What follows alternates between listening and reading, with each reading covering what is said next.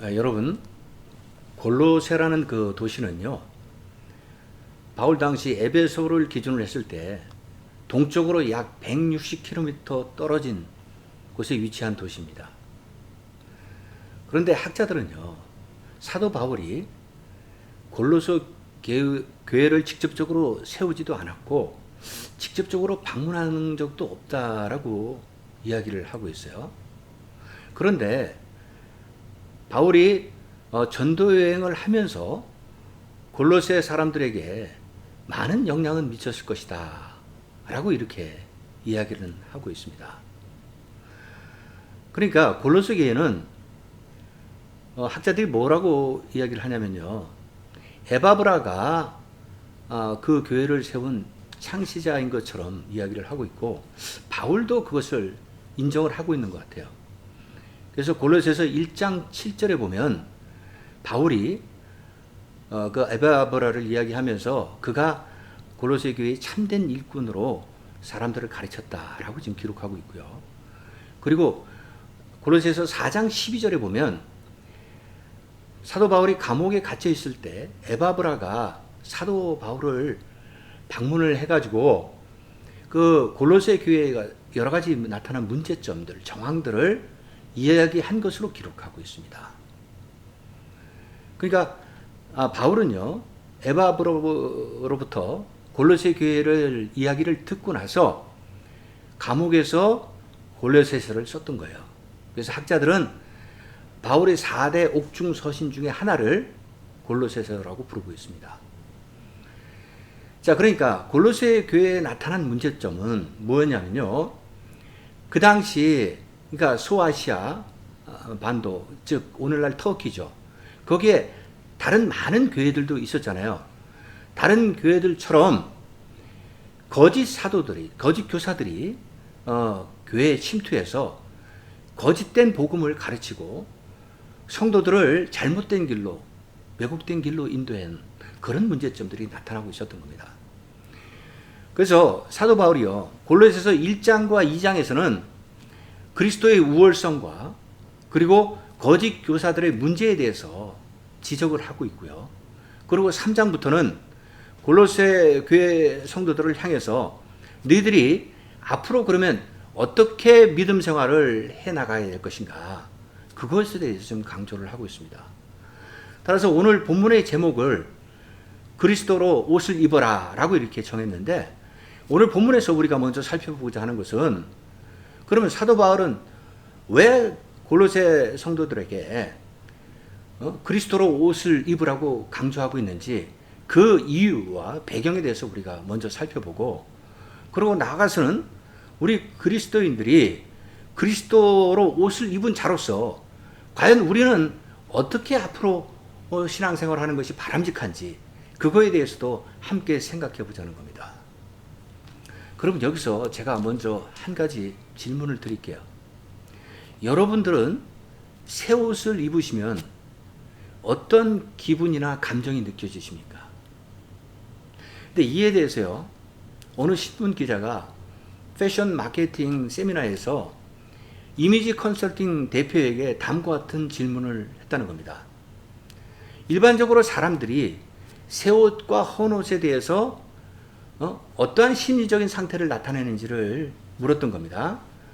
그랬더니 이 대표가 뭐라고 그러냐면, 새 옷은 헌 옷보다 좀 더 좋은 기운을 주게 되고, 그리고 보다 더 감정이나 기분이 산뜻하게 만들어준다라고 이렇게 답을 하면서요, 이어서 그렇다고 우리가 매일 새 옷만 사서 입을 수가 없지 않습니까?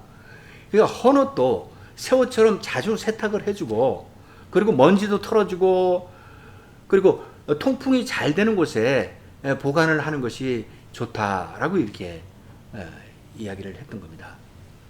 그리고요, 미국의 유명한 사회심리학자 에크만이라는 교수는요, 사람들이 옷을 입었을 때 그 옷과 사람들과의 관계에 있어서 어떤 것이 나타나냐면 사람들의 성격이나 취향, 그리고 심리적인 상태도 나타낼 수 있다라고 이렇게 연구 결과를 발표했어요.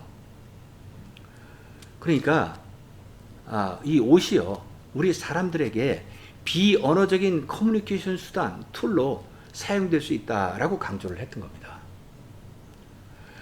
여러분, 제가 왜 그러면 오늘 본문의 서두에서 이와 같이 옷에 대해서 언급을 하느냐? 오늘 본문의 바로 앞에 3장 8절에서부터 10절까지 해서 사도 바울이 옷을 비유해서 말씀을 하고 있습니다. 제가 한번 읽어보겠습니다. 이제는 너희가 이 모든 것을 벗어버리라. 곧 분함과 노여움과 악의와 비방과 너희 입의 부끄러운 말이라. 너희가 서로 거짓말하지 말라.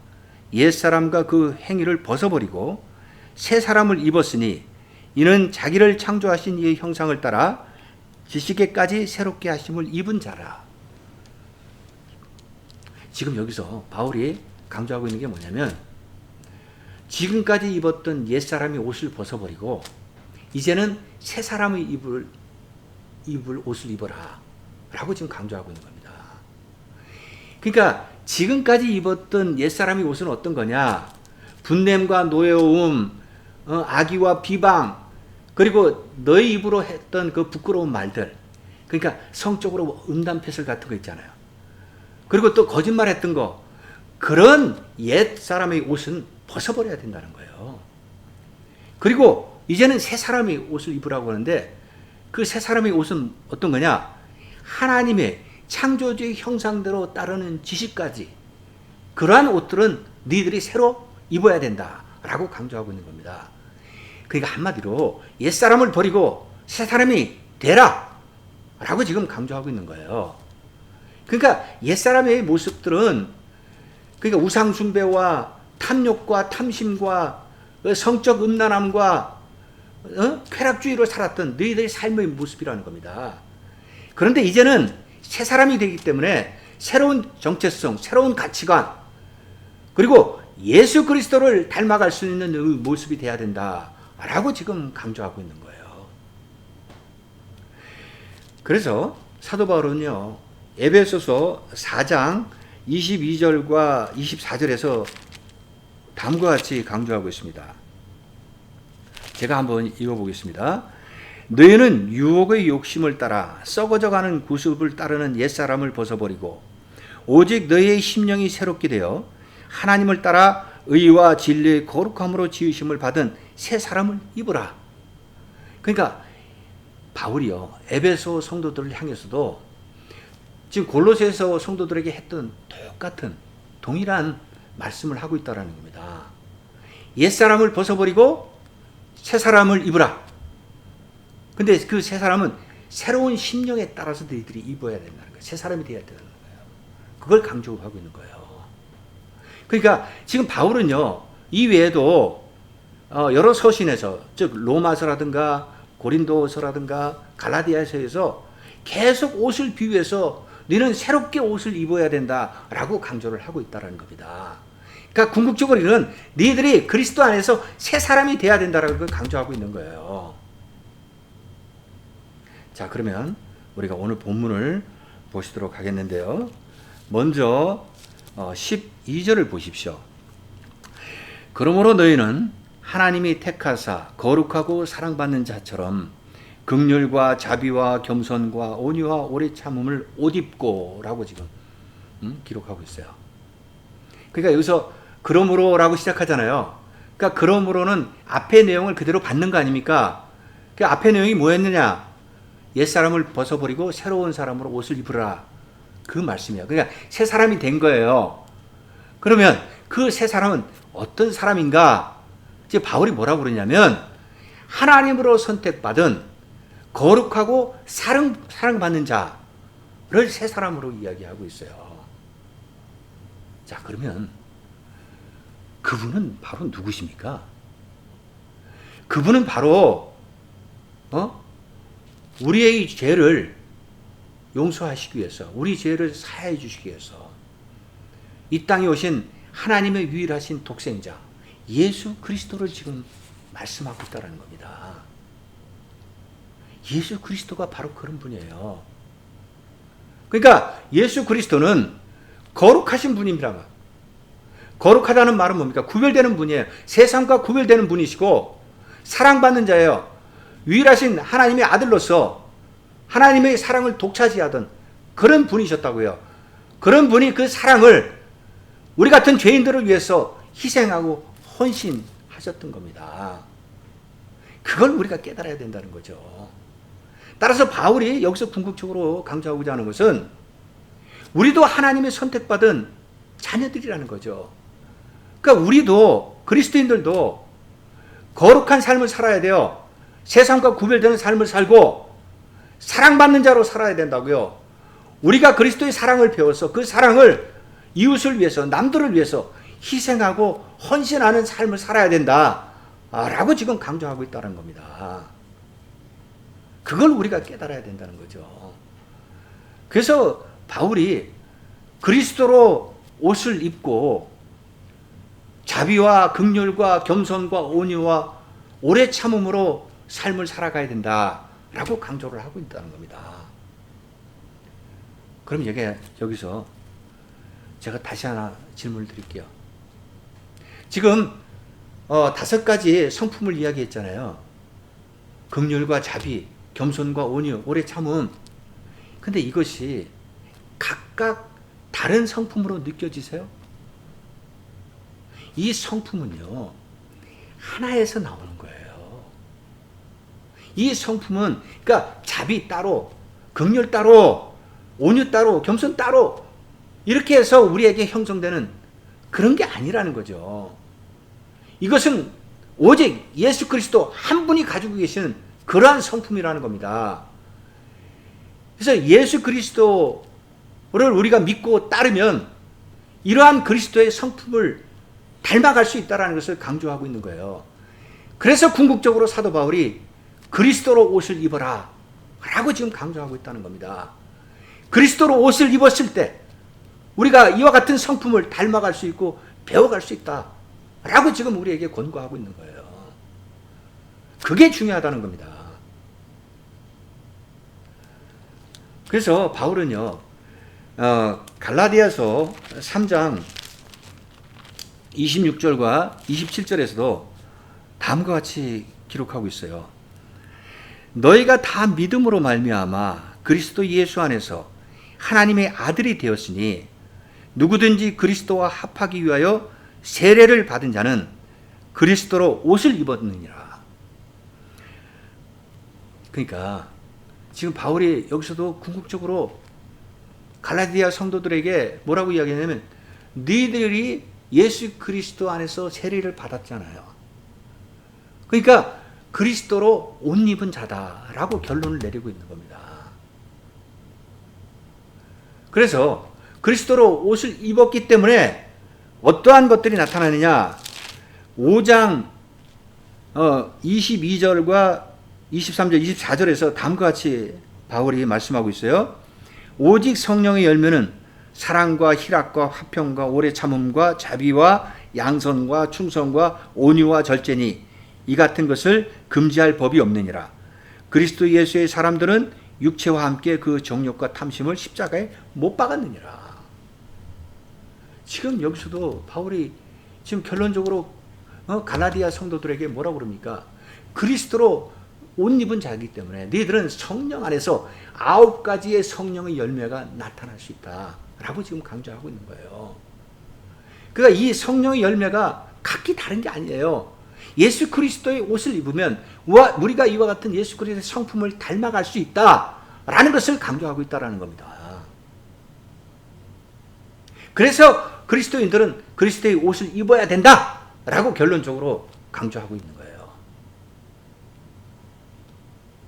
자, 그래서 그리스도로 옷을 입었기 때문에 그러면 우리 그리스도인들은 어떠한 삶을 살아가야 되느냐? 그거에 대해서 지금부터 말씀을 드리도록 하겠습니다. 13절, 14절을 보십시오. 누가 누구에게 불만이 있거든 서로 용납하여 피차 용서하되 주께서 너희를 용서하신 것 같이 너희도 그리하고 이 모든 것 위에 사랑을 더하라. 이는 온전하게 매는 띠니라. 그러니까 여기서 지금 바울이 그리스도의 옷을 입은 자로서 첫 번째 너희들이 살아야 될 삶은 뭘 강조하고 있습니까? 용서하는 삶을 살아야 된다 라고 강조하고 있는 겁니다. 그럼 그 배경에는 뭘 말씀하고 있냐? 어떤 누가 너에게 해를 끼쳤던가 상처를 줬던가 그러면 너희들이 그들에게 불만을 느낀다면 서로 피차 용서하고 용납하라는 겁니다. 그 이유는 예수 그리스도가 우리의 죄를 용서하시기 위해서 십자가에서 죽음으로 희생하고 헌신하셨던 것처럼 우리도 그러한 예수 그리스도의 모습을 닮아가서 우리가 누구에게 상처를 받았고 해를 입었을 때 그를 용서하는 마음으로 희생하고 헌신해야 된다라고 지금 강조하고 있는 거예요. 그러니까 결국 바울이 여기서 강조하는 것은 뭐냐? 우리 그리스도인들이 그리스도로부터 용서를 받았기 때문에 너희들도 상대방을 용서하고 사랑으로 감싸야 된다라고 강조하고 있는 겁니다. 자, 그래서 바울이 거기에다 덧붙여서 뭐라고 하냐면 너희들이 용서 위에 하나 더 할 게 있는데 그게 뭐냐? 사랑이다 라고 강조하고 있잖아요. 그러면서 그 사랑이 너희를 완전하게 온전하게 매는 띠가 된다라고 강조하고 있어요. 그럼 여기 띠가 상징하는 건 뭡니까? 그러니까 우리 그리스도인들이 그리스도의 옷만 거쳤다고 완전하게 그 옷을 입는 게 아니라는 거죠. 우리가 이 옷을 완전하게 입으려면 그 옷 위에 마지막에 띠를 맬 때 완전한 옷이 입혀지는 것이다 라는 것을 강조하고 있다는 겁니다. 그걸 우리가 깨달을 수 있어야 된다고요. 자, 그럼 이어서 15절을 보십시오. 그리스도의 평강이 너의 마음을 주장하게 하라. 너희는 평강을 위하여 한 몸으로 부르심을 받았나니 너희는 또한 감사하는 자가 되라. 지금 여기서는요, 그리스도의 옷을 입은 자의 두 번째 강조하는 삶이 뭐냐? 그리스도의 평강이 너의 마음을 주장하라. 주장하는 삶을 살라. 라고 지금 강조하고 있는 겁니다. 그러면 여기서 말하는 그리스도 안에서의 그 평강, 그것은 무엇을 말하는 겁니까? 이것은 세상이 주는 평강과는 완전히 다르다는 것을 우리가 깨달아야 된다는 겁니다. 세상이 주는 평강은요, 이거는 일시적이고 유동적이에요. 그리고 언제든지 변화될 수 있는, 그리고 이게 플럭추에이션, 이게 굴곡이 심해요.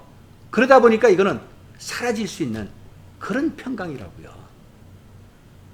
예를 들어서 말씀드리면 세상이 주는 평강으로 물질로에 대한 평강, 권력에 의한 평강, 명예에 의한 평강, 이런 거 보세요. 그게 영원합니까?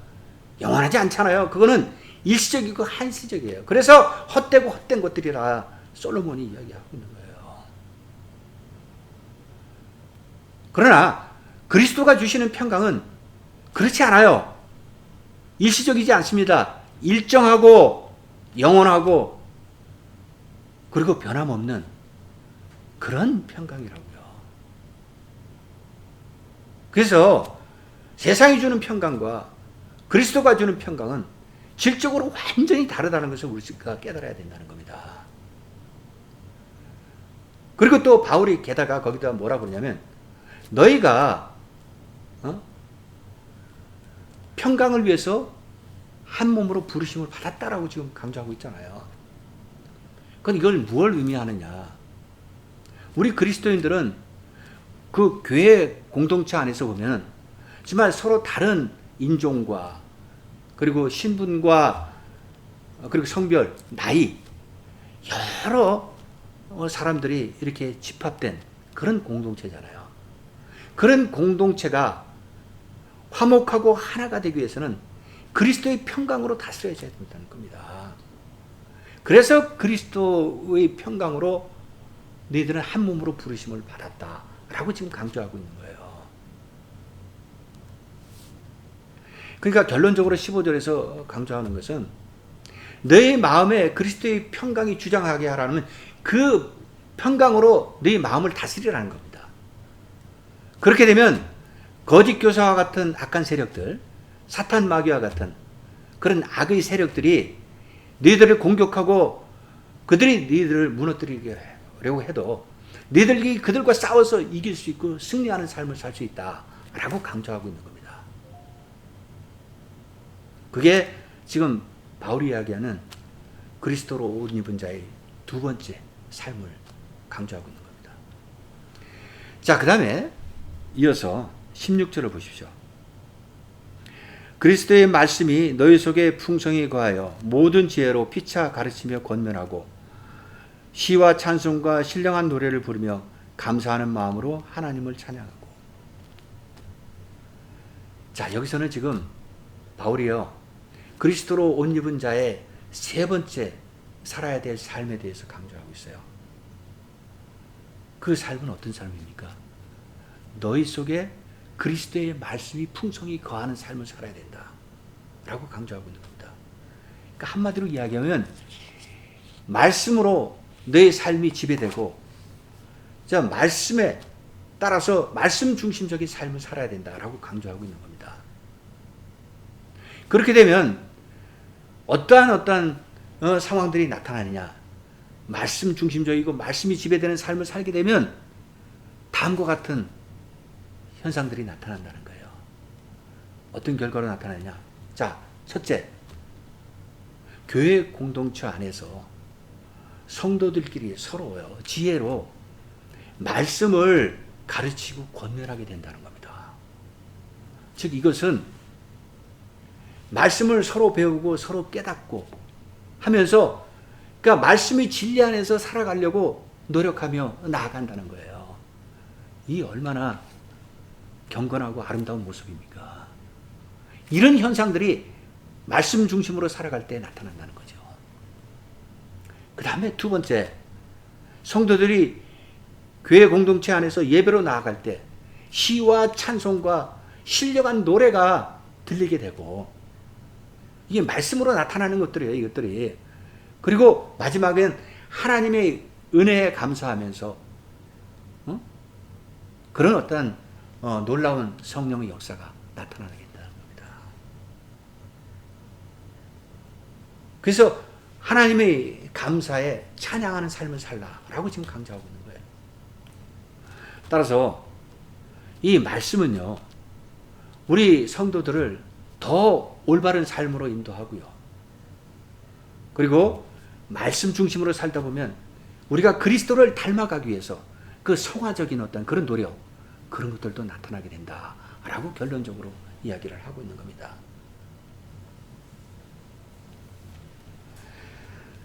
자, 그럼 이어서 마지막 절 오늘 17절 보시겠습니다. 또 무엇을 하든지 말에나 일에나 다 주 예수의 이름으로 하고 그를 힘입어 하나님 아버지께 감사하라. 자, 이제 바울이요, 오늘 본문의 결론을 뭐라고 이야기하고 있냐면, 너희가 무슨 일을 하든지 예수 그리스도 이름으로 해야 된다는 겁니다. 여러분, 우리가 기도할 때나 사역할 때나 말씀을 읽을 때나 다 마지막엔 예수 그리스도의 이름으로 나아가야 된다라는 것을 강조하고 있는 겁니다. 그러면서 결국은 하나님 앞에 감사하라 라고 지금 강조하고 있는 거예요. 그리고 또 한 가지 여기서 우리가 생각해야 될 건 뭐냐면, 예수 그리스도가 우리 그리스도인들에게 그리스도의 권한을 위임했기 때문에 우리 그리스도인들은 그리스도의 힘을 입어서, 그 능력에 힘입어서 예수 그리스도의 이름으로 우리가 무엇을 말하든지 무엇을 사역을 하든지 우리는 그리스도 안에서 놀라운 성령의 역사를 나타낼 수 있다라고 지금 강조하고 있는 겁니다. 왜? 우리는 위임받은 자들이기 때문에. 그러니까 결론적으로 그리스도의 옷을 입은 자는 항상 그리스도께 감사하고 하나님께 감사하는 삶을 살아야 된다라고 강조하고 있다는 겁니다.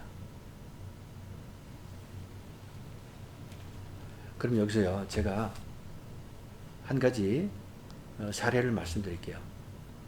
얼마 전에 제가 썼던 영화 칼럼 하나를 소개하려고 합니다. 이 영화는요, 클린트 이스트우드가 감독을 하고 자신이 그 영화의 직접 주인공으로 등장을 합니다. 코왈스키인데 이름은요, 그리고 영화의 제목은 그랜 토리노라는 영화 제목이에요. 이 코왈스키에 대해서 잠깐 소개를 하면요, 코왈스키는 우리나라 6.25 전쟁 때 한국 전쟁에 참여를 했고요. 그 후에는 미국의 자동차 회사에서 50년 동안을 근로자로 일을 했습니다. 그런데 지금은 나이가 들어서 이제 은퇴를 했는데 그 중간에 아내가 먼저 세상을 떠났어요. 그러니까 혼자 살아가고 있는 그런 독거 노인이었습니다. 근데 그의 성격이 어땠냐면 정통 백인으로서요, 아주 이렇게 너무 완고하고 보수적이어서 인종차별이 심했어요. 그리고 또 자식들하고도 이 성격 때문에 맞지 않아 가지고 많은 어떤 문제들이 발생하고, 그래서 교류가 그렇게 많지 않았습니다. 그러니까 혼자서 이렇게 정말 독불장군처럼 살아가는 그런 사람이었다는 거죠. 그런데 어느 날 자신이 살고 있는 바로 옆집에 아시안 계통의 몽족, 이 가족이 이사를 오게 됩니다. 그러니까 아시안을 혐오하거든요, 지금 이 코왈스키가. 그래서 그들이 이사 온 거에 대해서 못마땅하게 생각하고 그들에게 어떤 그 미움을 주고 또 이렇게 괴롭히는 여러 가지 일들을 벌이게 돼요. 그러니까 마음에 들지 않는 거예요. 근데 그 가족, 그 아시안 가족은 어떤 가족이었냐면 할머니가 계셨고 부모님 그리고 남매가 있었는데, 이 남매는 한 청년은 타우라는 남자였고 또 한 청년은 수라는 그 누나, 언니였어요. 근데 이게 타우와 수가 코왈스키를요, 그렇게 자신들을 괴롭히고 자신들을 못마땅하게 하고 불만을 가지고 미워해도 사랑으로 감싸고, 그리고 항상 호의를 베풀고 또 먹을 것이 있으면 나눠주고 하면서 가까워지려고 부단히도 노력을 합니다. 그러니까 처음에는 이 코왈스키가 마음의 문을 열지 않고 항상 그들과 대립하다가 너무나 그들이 지극정성으로 사랑을 베푸니까 그들과 가까워지기 시작해요. 그래서 결국에는 그들과 거의 한 가족이 되는 그런 상황이 벌어지게 됩니다. 그렇게 이제 친밀해진 거예요. 그런데 문제가 어디서 발생하냐면, 이 아시안 계통의 그 몽족, 이 몽족은요, 지금도 베트남 북쪽 국경이라든가 라오스 국경에 살고 있어요. 근데 베트남 전쟁 이후에 이 가족은 미국으로 이민을 온 겁니다. 근데 그런 몽족들이 또 다른 사람들도 있었어요. 근데 그들이 아시안 갱스타로서는 이름을 날리던 그런 조직이 있었어요. 근데 이게 타오라는 청년을 어떻게 해서든지 자신의 그 갱 조직에 가담시키기 위해서 부단히도 괴롭히고 타오에게 못 살게 굽니다. 그리고 어느 날은 이 수라는 타오의 누나를 납치해다가 성폭행을 저질러 버려요. 자, 그러자 이 코왈스키가 이 사실을 알고 가장 먼저 어떤 행동을 하냐면요, 신부를 찾아가서 고해성사를 합니다. 이것은 아내가 죽으면서 코왈스키에게 남겼던 유언이에요. 제발 지금까지 살아왔던 것을 회개하고 고해성사를 하라고 신부에게 부탁을 했던 겁니다. 근데 코왈스키가 그걸 가서 먼저 하고, 그 다음에 자신이 가장 아끼던 보물 그랜 토리노, 이 차를, 명품의 차예요, 이걸 타오라는 청년에게 선물로 줍니다. 그리고 자신의 총을 가지고 혼자서 그 갱단을 찾아갑니다. 그래서 그들과 대치하게 되는데, 그 갱단들이 코왈스키가 총을 들고 온 걸 보고 저자가 지금 우리가 싸우러 왔다고 생각하고요, 보자마자 그들이 총을 난사해서 코왈스키를 그 자리에서 죽여버려요. 결국 코왈스키가 사망을 합니다. 근데 얼마 후에 경찰들이 와서 그 사건을 이렇게 수사를 하는데 정황을 보니까 코왈스키가 가져갔던 총에는 실탄이 장착되어 있지 않은 빈 총이었어요. 그러니까 코왈스키가 그들을 찾아간 것은 그들과 싸우고 죽이기 위해서 간 게 아니라 그들과 타협하고 그들과 화해하고 모든 것을 용서로 평화를 이루기 위해서 찾아갔던 겁니다. 근데 여기서 이 영화에서 우리에게 주는 깨달음이 뭐냐면요. 코왈스키는 비록 정말 보수적이고 완고하고 그리고 오랫동안 인종을 차별을 했고 또 하나님 말씀을 거부하면서 자기 의지대로 자기 정력대로 불순종하는 삶을 살았어요. 근데 그가 타우와 수라는 아시안 두 청년으로부터 사랑을 받게 되면서 마음의 문을 열고 조금씩 변해지기 시작했다는 겁니다. 그래서 그가 새 사람으로 변해갔던 거예요. 그리고 결국에는 자신의 목숨을 바쳐서 희생하며 헌신하며 나아갔던 그런 코왈스키의 모습에서 우리는 진실한 새 사람의 모습을 찾아볼 수 있다는 겁니다. 그걸 말씀드리고 싶었던 거예요. 사랑하는 여러분, 오늘 본문을 마무리하겠습니다. 오늘 본문에서 우리 그리스도인들에게 강조하고 있는 것은 뭐냐? 우리 그리스도인들은 그리스도로 옷 입은 자들이기 때문에 그리스도 안에서 우리는 거듭나야 된다는 겁니다. 새 사람이 되어야 된다는 거예요. 그 새 사람은 뭐냐? 예수 그리스도를 닮아가는 그러한 자들이 되어야 된다라는 것을 강조하고 있다는 겁니다. 따라서 우리가 분명히 깨달아야 될 것은 우리의 삶의 중심에는 예수 그리스도가 항상 함께 하신다는 것, 그걸 잊어서는 안 된다고요. 그렇기 때문에 우리는 이웃들에게, 남들에게 그리스도의 사랑과 용서를 베풀고 그리스도의 평강이 우리의 마음을 다스려지도록 해야 되고, 그리고 마지막에는 그리스도의 말씀이 우리의 삶을 지배하는 그러한 그리스도인이 참된 삶을 살아야 된다라는 것을 다시 한번 강조드리고 싶은 겁니다. 자, 그러면 이번 한 주간도 이 말씀을 묵상하시면서 주님 안에서 승리하시고 주님과 동행하시는 삶을 사실 수 있도록 축원드리겠습니다. 예, 기도하겠습니다.